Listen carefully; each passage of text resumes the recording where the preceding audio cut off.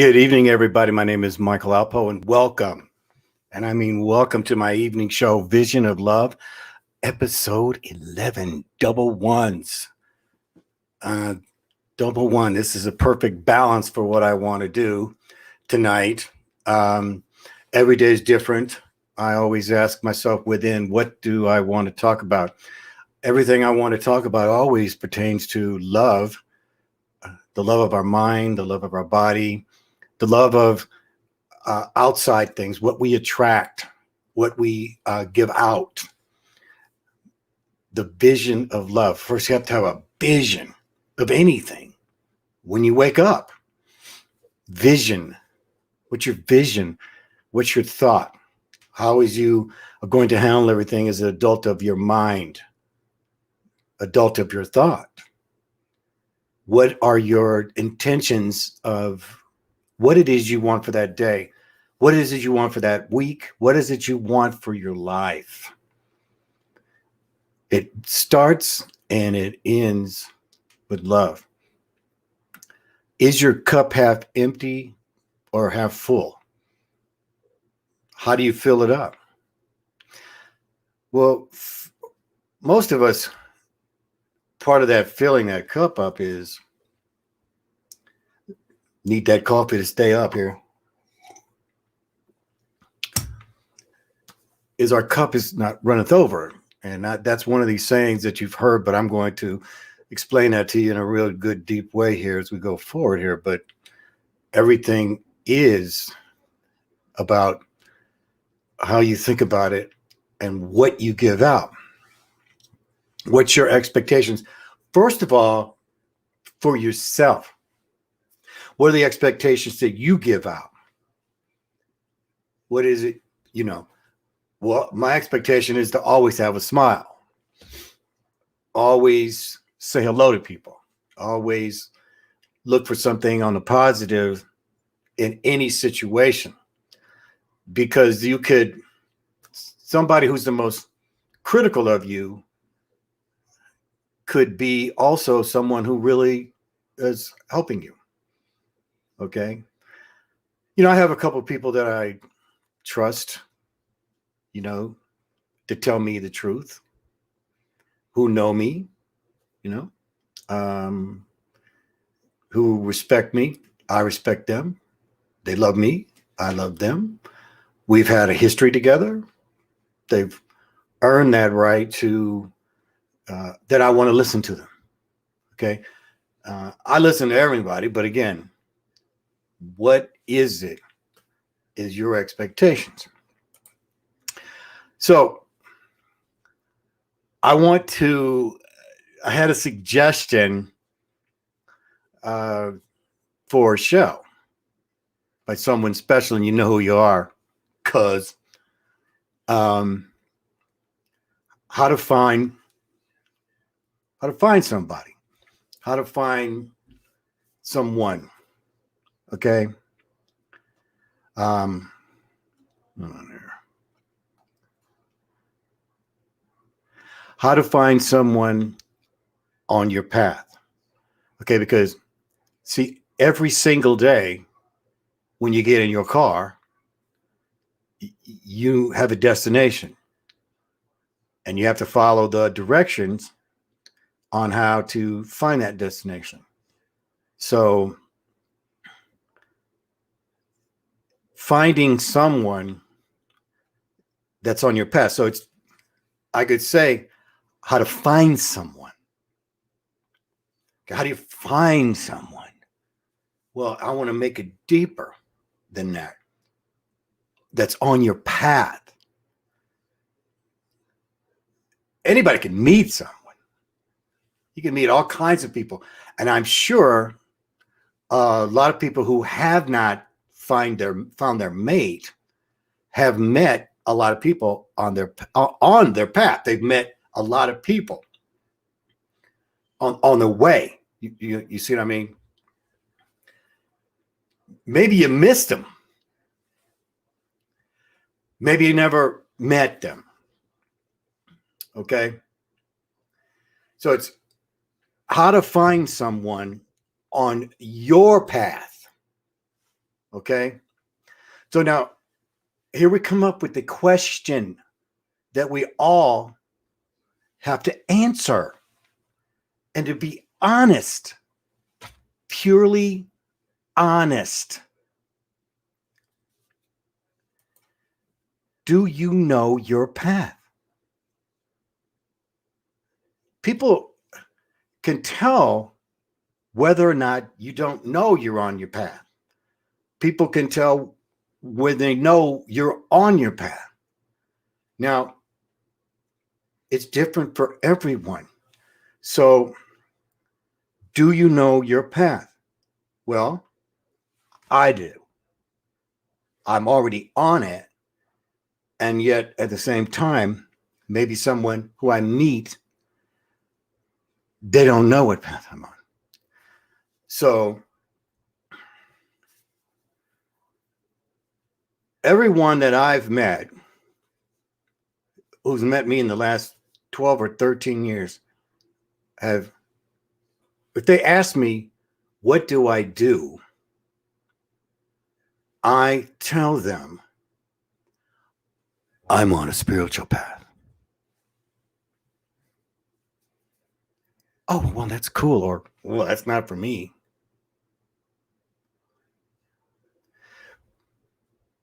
But now, when I met my wife, I told her I was on a spiritual path.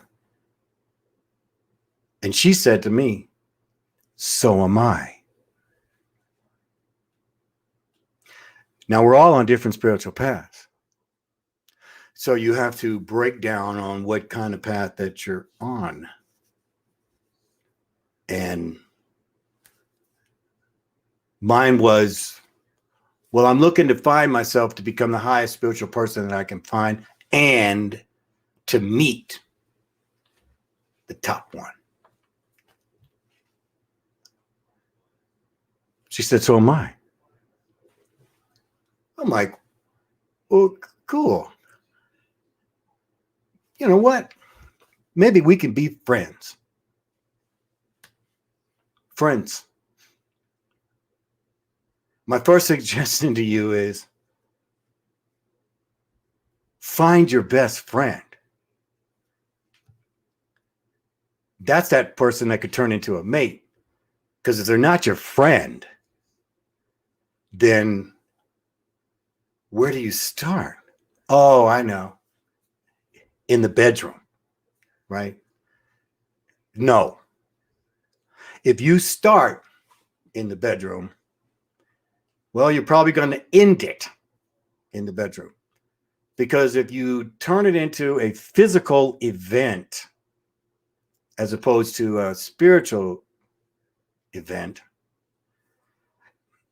then it's not going to have a foundation. Because sexual attraction comes and goes. Okay? Love abounds. And so let's go back to, for me, when I met Tracy. All right. On my quest for a spiritual path, I went to different spiritual type of meetings. And my brother was doing a meeting called a psychic panel.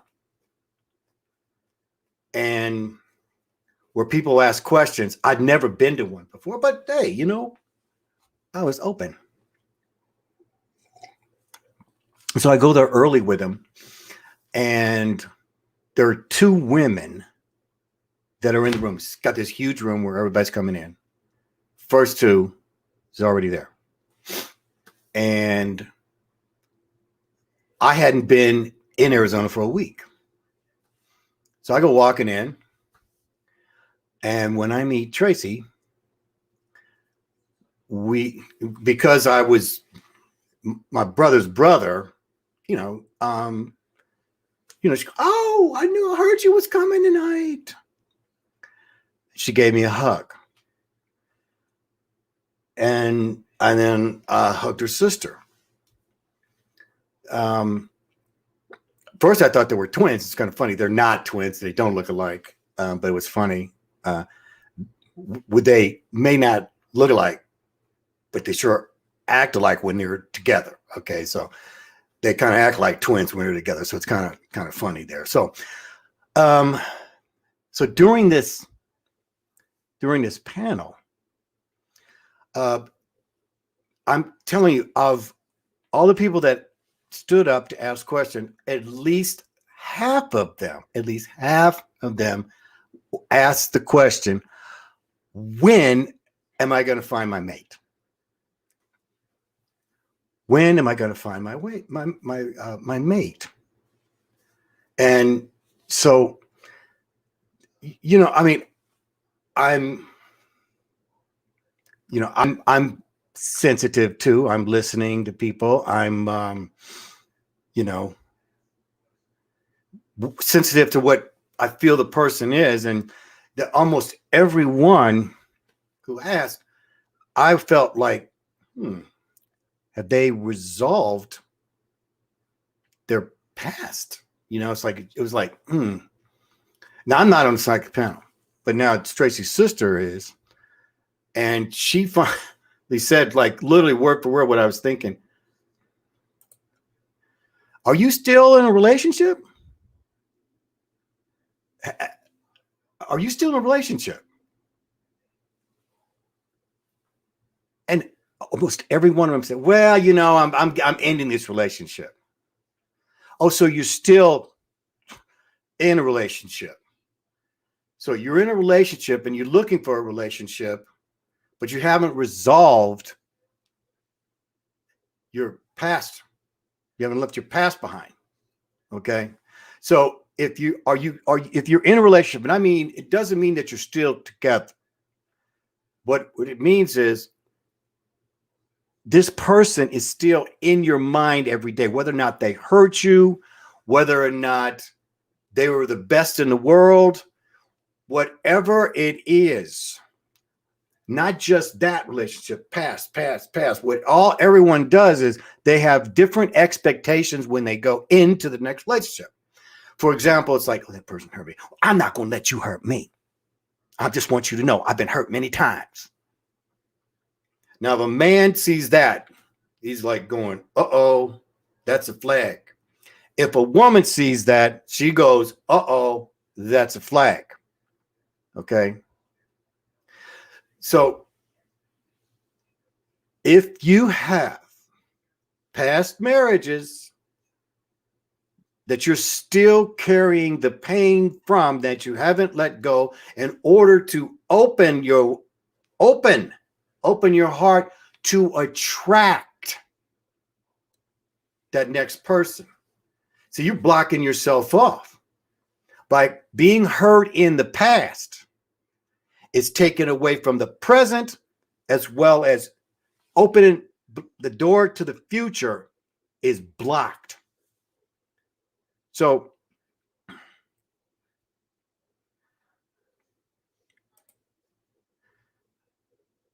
preparation in between relationships is key.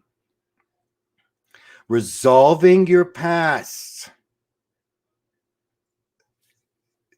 becoming the person that wants to walk on their path. I got a new path. This is where I'm going. Here's my spiritual path. Here's where I'm going. I can still make a living. At the same time, I'm on a spiritual path. And that was my number one. And number two was, well, my little girl Izzy up here. It was just her and I for a long time. I went 8 years,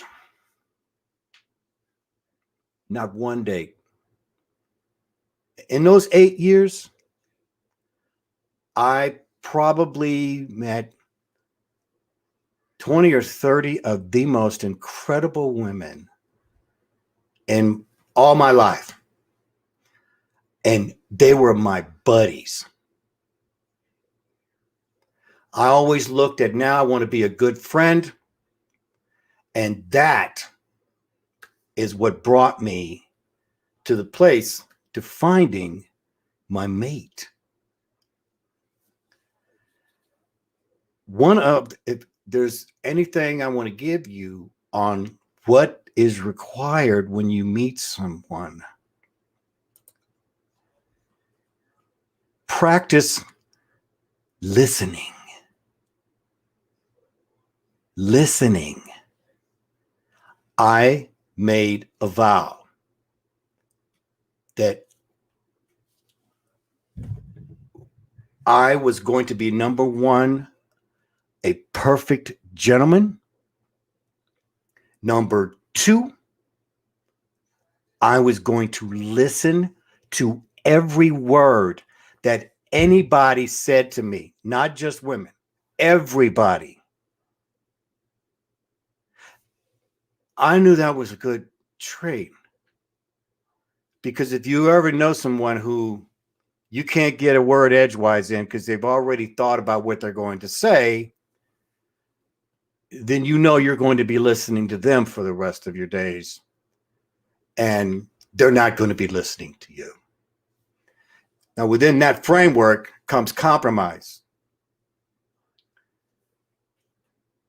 It comes down to what it is best for us as opposed to what it is best for me. Now, sometimes it may be what's best for me. Then other time it may be the best for my mate. But at the same time, it's what's the best for us.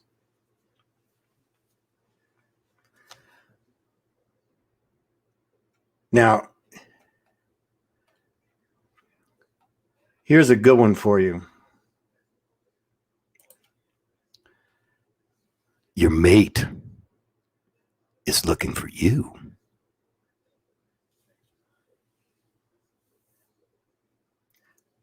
Tracy and I knew when we met, she hadn't been with anyone. She had been divorced for a number of years, and she was working on herself. We both said, well, I've been working on myself here the last few years, and I really didn't want to go out with anybody because I was working on myself.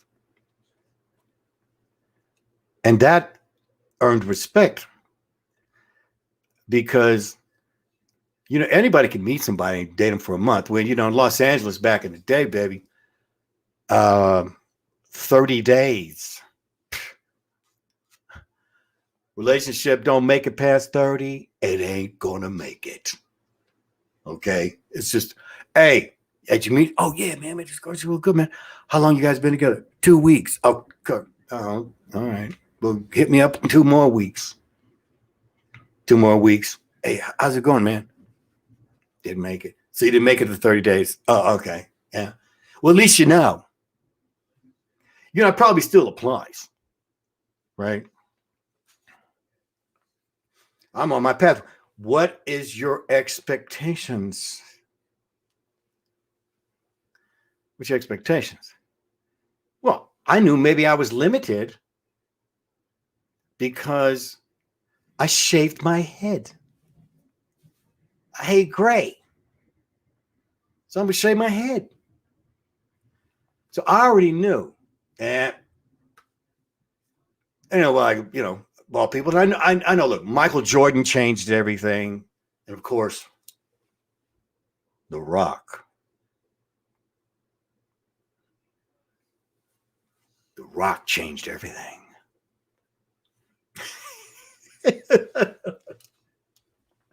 I kind of had that Rock look. Thanks, Rock. See, and it did happen. It did happen. I met someone, I had wearing a scarf or something. They didn't know. Then when I met them, I had my scarf off, and they went, whoa. I'm like, what's the matter? Nothing. I'm like, uh-oh. This isn't going to last long. One time, never met the person again. See, simple as that. She was into the physical role, but again, that's what she was on. She was on her own path, and she wasn't looking for someone who had a bald head. So, preparation is what you should be doing right now. Preparation. Maybe that's getting yourself physically in shape, maybe eating better. But the main thing is making yourself somewhat available. Um, be available. Now, everything's opening up now. It's been a terrible time because nobody could get out. I was very fortunate. Didn't bother me because I have my relationship and she laughs at all my jokes. She's already laughing, going, "No, I don't. No, I don't. Yes, you do. No, I don't. Yes, you do. Yes, you do." Okay. But she doesn't realize I can tell when she's holding her smile muscles. It's like, I'm not laughing because her joke is so stupid. Oh, gosh, I laugh. Gotcha. If there's one thing you have to have in this world that makes someone attractive is to have a sense of humor. Okay? A sense of humor. And I will tell you right now, one of my best traits is I'm funny. So my first thing is always to make everybody laugh. And my first thing is to make my wife laugh every day. So that no matter what happens, we are going to make it. So there's other things that are always to be considered.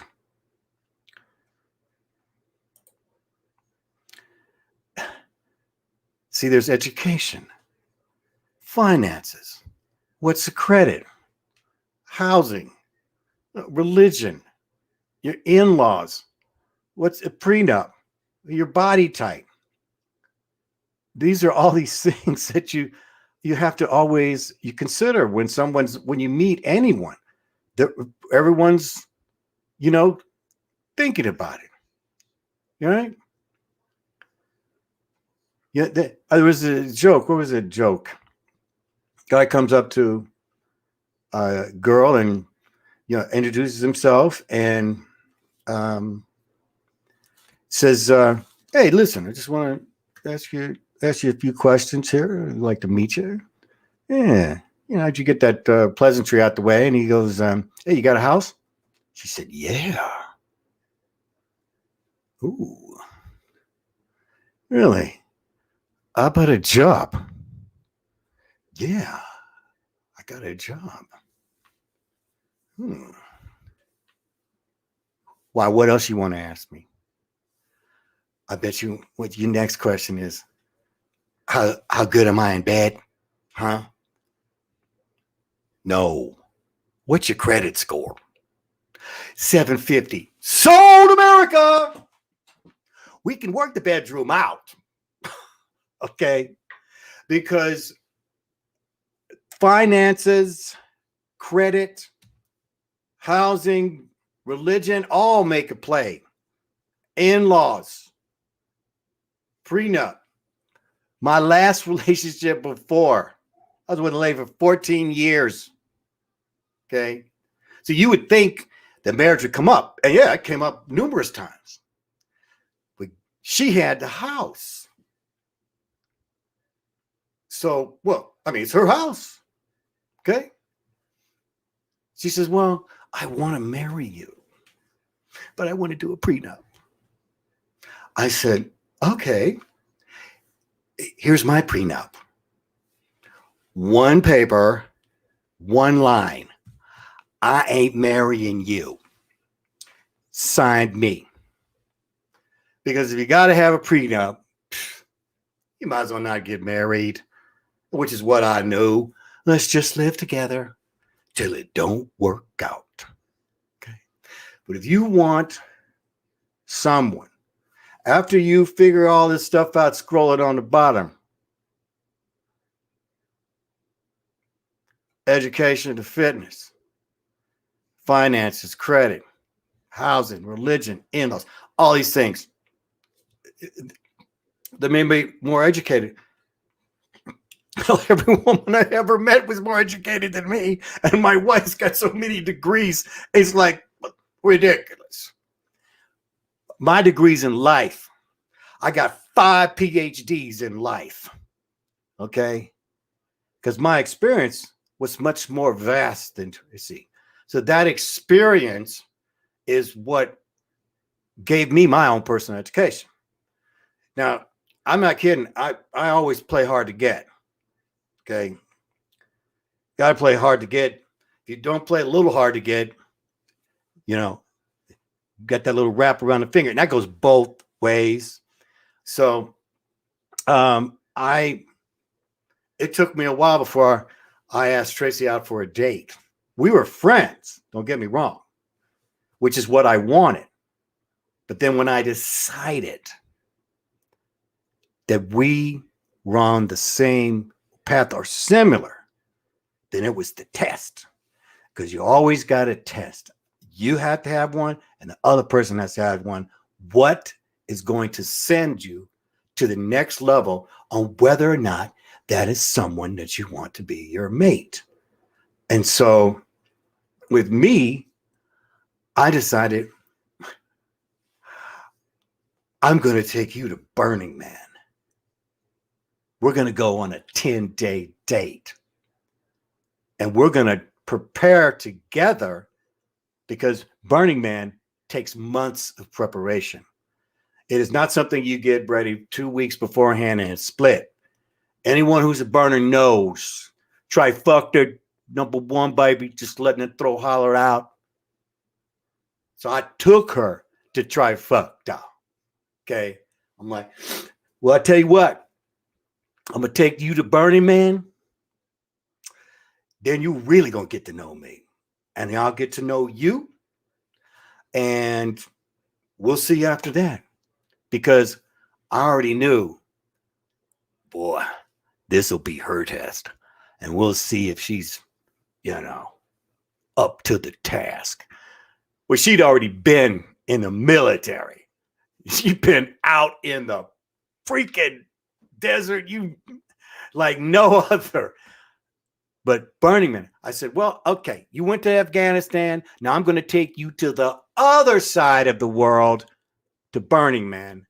And then let's see if we can meet in the middle. And guess what? We did. Then she had only one more test, y'all. The biggest one of all. The biggest one of all.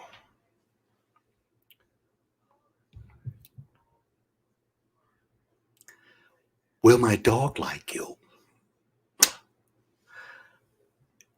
Izzy was always my test monitor. And guess what?